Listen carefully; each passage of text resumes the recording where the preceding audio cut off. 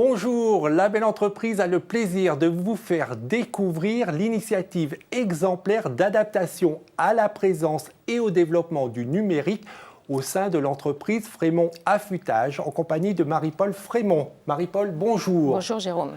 Et cette initiative a été largement accompagnée par la Chambre de métiers et de l'artisanat de la Sarthe, représentée ici par Gaël Emery. Bonjour Gaël. Bonjour Jérôme. Alors Gaël, pour commencer, est-ce que vous pourriez nous expliquer un petit peu quels sont les nouveaux comportements liés au numérique que vous essayez d'introduire au sein des entreprises artisanales ? Alors, le quotidien d'un artisan, on entend toujours ces maîtres mots de dire « j'ai pas le temps ».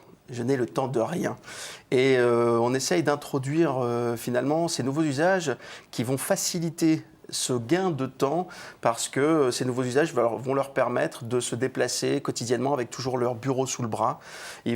Ça va leur permettre de travailler plus facilement en collaboration avec chacun des interlocuteurs de l'entreprise. Et tout ça, ça va se faire d'une manière très simple. Et dans beaucoup de cas, en plus, pour un reliquat de coût extrêmement faible. Alors, pour faire de la vulgarisation, se promener avec le bureau sous le bras, évidemment, ce n'est pas le bureau physique. Est-ce que vous pouvez préciser un petit peu ? La notion de bureau sous le bras, c'est-à-dire qu'aujourd'hui, on rencontre de plus en plus de chefs d'entreprise qui se déplacent avec simplement leur tablette ou leur smartphone. Et ils ont absolument tout ce dont ils ont besoin. Ils peuvent prendre des photos, ils peuvent prendre des annotations, ils peuvent préparer leur devis, ils ont accès à tout depuis ce simple outil, toujours connectés et toujours branchés avec eux. Ça évite par exemple de repasser au bureau pour avoir des précisions. Ça permet effectivement d'avoir des photos. Quand je reviens travailler au bureau, j'ai tout sous les yeux. Donc c'est vraiment... Je suis chez mon client, je suis en train de voir avec lui, je lui présente mon devis. Et puis le client finalement, il a « oui, j'aurais préféré une autre version, bougez pas, vous en faites pas ». Je fais tout de suite presque devant lui et j'ai une réponse directe et j'apporte un service direct. C'est ça. Alors Marie-Paul, vous dirigez l'entreprise Frémont Affûtage. C'est une entreprise qui remet à niveau les outils coupants dans l'industrie agroalimentaire. Comment ça s'est concrétisé, cette présence du numérique au quotidien ? Alors on recherchait une solution pour supprimer tous les papiers au sein de l'atelier de production. Tous les classeurs avec les informations sur les clients. Et on nous a présenté une formation KPA numérique au sein de la Chambre des métiers, financée par la région. On s'est inscrit à cette formation et on a découvert des tas d'outils numériques accessibles à tous. On a fait notre marché et on a mis en place des applications qu'on avait vues lors de cette formation. Ensuite, on a tout centralisé sur le nuage. Tous les documents techniques de l'entreprise sont sur le nuage. Là aussi, pour être concret, c'est-à-dire qu'un affûteur, il a sa machine numérique et jusqu'à présent, il avait un classeur papier. Voilà. Telle entreprise lui commandait de remettre à niveau ses outils. Il allait chercher le classeur, il regardait et il tapait les informations qu'il devait rentrer. Voilà. Aujourd'hui, il fait comment ? Il a une tablette numérique, tout est classé par client, par dossier client. L'autre avantage également, c'est qu'il gagne du temps. Nous, on appelle la tablette aujourd'hui boîte à outils. Ils ont chacun une tablette à disposition qui est leur propriété au sein de l'entreprise. Et à l'intérieur, il y a tous les dossiers clients, tous les plans clients. Ils sont aussi également, ils annotent des plans qu'ils enregistrent dans le dossier client. Ça nous permet d'avoir toujours des dossiers clients à jour. Parce qu'effectivement, une entreprise qui avait été rachetée ou qui changeait de nom, sur le classeur, on ne pensait pas systématiquement à barrer, à remettre. Après, on ne retrouvait pas. Tandis que là, avec l'outil numérique, ça simplifie grandement la tâche. Tout à fait. On a toujours des informations au jour le jour, à jour. Comment la Chambre de métiers de l'artisanat accompagne les entreprises artisanales qui veulent implanter, développer le numérique dans leur pratique ? Alors c'est vrai que c'est un enjeu assez important. Ce numérique, le virage a été amorcé il y a déjà un certain temps. Seulement, nos artisans n'ont pas tous le même niveau de réceptivité quant à l'usage du numérique. Et donc, on essaye de proposer le plus large panel de choix pour les amener à y rentrer le plus naturellement possible. Donc, ça va depuis les simples ateliers numériques qui leur permettent finalement très simplement de découvrir ce qui est possible, ce qui est envisageable, ce qui marche dans d'autres entreprises. Ça, c'est accès gratuit pour tout le monde, donc il n'y a pas de problème. Ensuite, on leur propose un accompagnement personnalisé pour essayer de voir déjà avec eux par le biais d'un diagnostic ce vers quoi ils ont tout intérêt à aller et ce vers quoi ils risquent de perdre un petit peu de temps.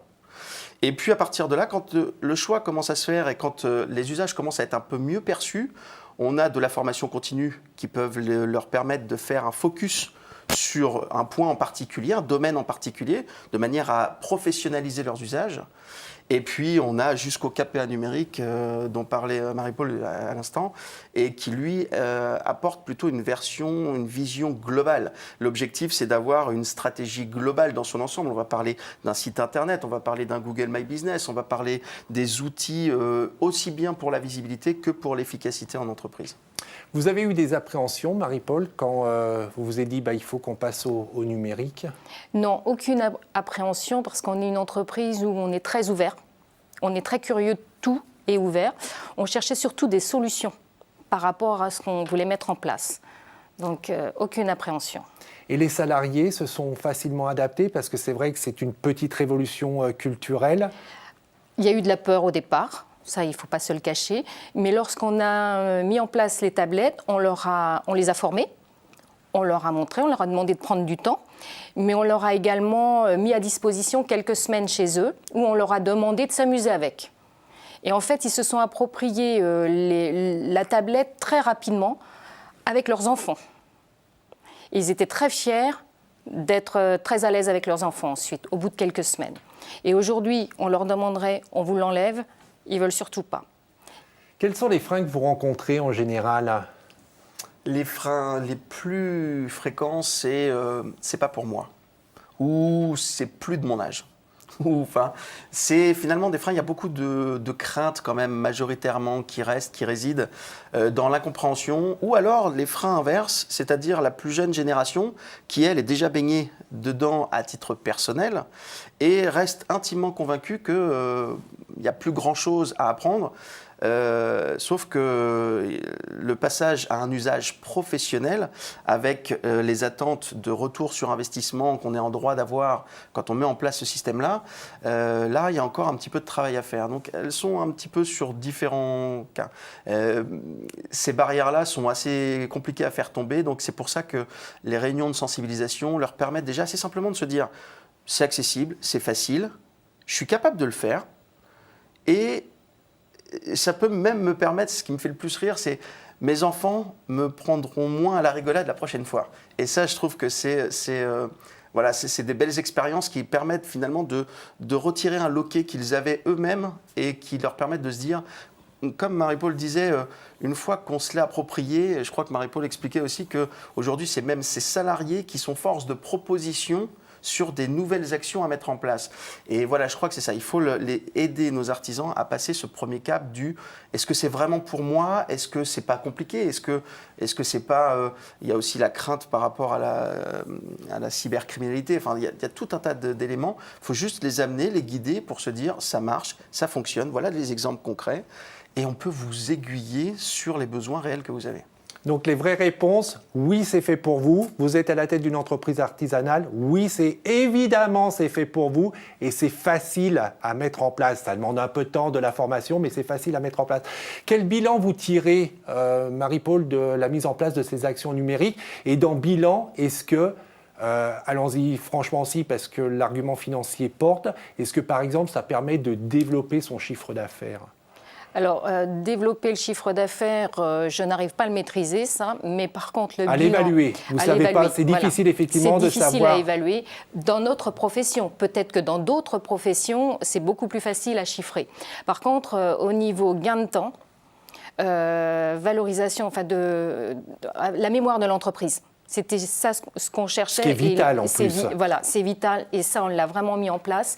Il y a aussi un autre élément qui ne se mesure pas, mais qui a beaucoup d'importance, c'est la valorisation des salariés de travailler avec un outil numérique. Ils sont dans leur époque et effectivement, ils sont valorisés du fait de travailler sur du numérique. En étant dans une entreprise artisanale avec un métier encore manuel, même s'ils ont l'habitude de travailler sur des commandes numériques, d'avoir un outil numérique entre les mains, ça les valorise. Et ça n'a pas de valeur, ça. Ou beaucoup de valeur. Donc tout à l'heure, vous évoquiez que les salariés étaient force de proposition. Quelles sont les prochaines étapes numériques que vous allez mettre en place au sein de Frémont Affûtage? Donc d'arriver à dématérialiser tous nos dossiers clients, l'aspect commercial, et tous nos dossiers fournisseurs également, la partie commerciale et offre de prix. Zéro papier. Zéro papier. La numérisation des archives, on l'avait commencé en 2013. Autrement, on est déjà dans le numérique depuis quelques années puisqu'on a un site internet depuis plus de 15 ans. Pour terminer, et toujours sur l'aspect numérique, la Chambre de métiers et de l'artisanat de la Sarthe est à l'origine d'un événement qui s'appelle Artisanite. Artisanite, oui. Qu'est-ce que c'est? Alors l'Artisanite, ça avait pour ambition de dire que les chambres de métiers qui peuvent avoir une image un peu vieillissante, elles aussi, c'était de dire, eh ben, on va vous mettre à disposition une vingtaine de chefs d'entreprise qui travaillent autour du numérique. C'était de la réalité virtuelle, de la réalité augmentée. C'était tous ces éléments clés dont on entend parler un petit peu loin, mais d'amener nos artisans qui venaient participer à l'événement, de comprendre que cet événement, il est plus si loin que ça. Il commence à avoir des applications concrètes aujourd'hui au quotidien. Et pour reprendre l'intervention d'Olivier qui a participé à l'événement, c'était lui, il loue aujourd'hui une application sur tablette. Il fait des cuisines et il fait du mobilier, de l'agencement. Et grâce à cette tablette qui permet de faire de la réalité augmentée, il implante en direct à travers sa tablette chez le client le travail qu'il compte lui proposer. Ce qui fait que le client a le visuel tout de suite et aujourd'hui, lui est convaincu que c'est ce qui lui permet d'avoir moins besoin de faire une multitude de devis en espérant avoir un 50-60% de retour. Il a un 100% de retour. Les clients sont conquis et aujourd'hui, on l'appelle parce qu'on sait que grâce à lui, on va avoir tout de suite le visuel de ce qu'il va proposer. Et ça, aujourd'hui, malgré le montant que ça pourrait représenter, aujourd'hui, il ne reviendrait absolument pas en arrière. Et là aussi, peut-être le message à véhiculer, c'est que ce n'est pas réservé aux grandes entreprises, absolument mais là, c'est une entreprise artisanale, c'est un cuisiniste, c'est un artisan. Non, c'est un artisan, en fait, il est agenceur. On va dire. Agenceur, et donc il montre sur sa petite tablette ce que donne. Par exemple, je dis, je voudrais tel meuble. Hop, il l'incorpore et ça permet d'avoir une vue quasi réelle, même si elle est virtuelle, de ce que sera la cuisine. Exactement, exactement. Et peut-être pour compléter, est-ce que c'est coûteux? Parce que je parlais tout à l'heure de bilan financier, mais l'investissement, c'est aussi un argument que regardent les artisans. Est-ce que c'est coûteux de mettre en place, par exemple, ce que vous avez mis en place au sein de Frémont Affûtage? Les applications sont sur le net, elles sont gratuites, dans ce qu'on a mis en place. L'achat des tablettes et après de l'investissement de temps pour tout scanner les documents. Et donc ça, c'est un peu plus long. Mais il y a des stagiaires écoles qui ne demandent que ça. Et puis c'était indispensable, c'est-à-dire qu'il faut y passer un moment à numériser ces archives, donc ce qui est fait n'est plus à faire. Si je peux juste me permettre, c'est effectivement il y a la notion de coût, mais ce qu'on n'oublie pas quand on est chef d'entreprise, c'est que derrière un coût, il y a le retour sur investissement. Si je le détache et que je reste concentré que sur le coût, que ce soit le coût réel ou le coût en termes de temps, sans rapprocher le retour que ça peut m'apporter, je risque d'être vite frustré de ne rien lancer. Si je prends juste l'exemple d'une personne que j'ai fait récemment travailler d'ailleurs, parce que je trouve son travail est très beau, qui prépare des bouillottes biologiques, elle fait son travail, elle s'est lancée donc, dans l'usage professionnel, elle utilisait Facebook, mais elle s'est lancée dans l'usage professionnel, elle n'a pas hésité à faire une formation pour le faire, et sa dernière publication qu'elle a tentée, à partir de 21 €, elle a ressorti, elle a maîtrisé son retour, plus de 960 € de retour. Si on fait le calcul, ça fait un x50. Aujourd'hui, un x50, moi je veux bien tout entendre, mais ça reste quand même un très très bon retour. Elle avait fait une campagne de com sur Facebook à hauteur de 21 € et elle a encaissé 900 € de commande. 960 € de commande. Voilà. Et elle avait investi un peu de son temps à se former sur les réseaux sociaux. C'est ça. Voilà. Donc le retour sur investissement, il est là. Il est là. Et aujourd'hui, elle l'applique assez régulièrement et ça marche très bien pour elle. Et ça, c'est valable pour toute cette multitude d'outils qu'on trouve facilement, pour lesquels on propose, nous, finalement, c'est d'aider à faire le choix pour éviter de perdre de temps à mettre quelque chose en place, mais qui n'aura pas réellement d'impact pour nous, et surtout de guider dans la mise en place concrète et dans l'usage professionnel de l'outil. Merci beaucoup pour ces précisions et bravo pour ce que vous faites. Pour prolonger cet échange, si vous voulez en savoir plus sur nos invités, il y a évidemment les sites internet frémont-affûtage.fr pour suivre les actions de la Chambre de métiers de l'artisanat de la Sarthe qui se trouve en région Pays de la Loire. Évidemment, le site internet, c'est artisanatpaysdelaloire.fr. Et sachez que chaque année, les chambres de métiers et de l'artisanat, en partenariat avec les banques populaires, récompensent en matière d'innovation les entreprises artisanales. C'est un prix qui s'appelle Star et Métiers. Et vous pouvez trouver plus d'informations sur ces trophées sur staretmétiers.fr. Et le monde est bien fait, cette année, parmi les lauréats, il y a une entreprise de la Sarthe, dont Gaël est très fier. Extrêmement fier. Fanny Marie, effectivement, va présenter son entreprise. Elle a gravi les échelons et aujourd'hui, elle mérite réellement ce qui se passe et je trouve ça très bien. Et pour revoir cette émission, c'est demain.fr. On se retrouve la semaine prochaine en attendant que le souffle de l'artisanat et que l'esprit de demain vous accompagnent. Au revoir.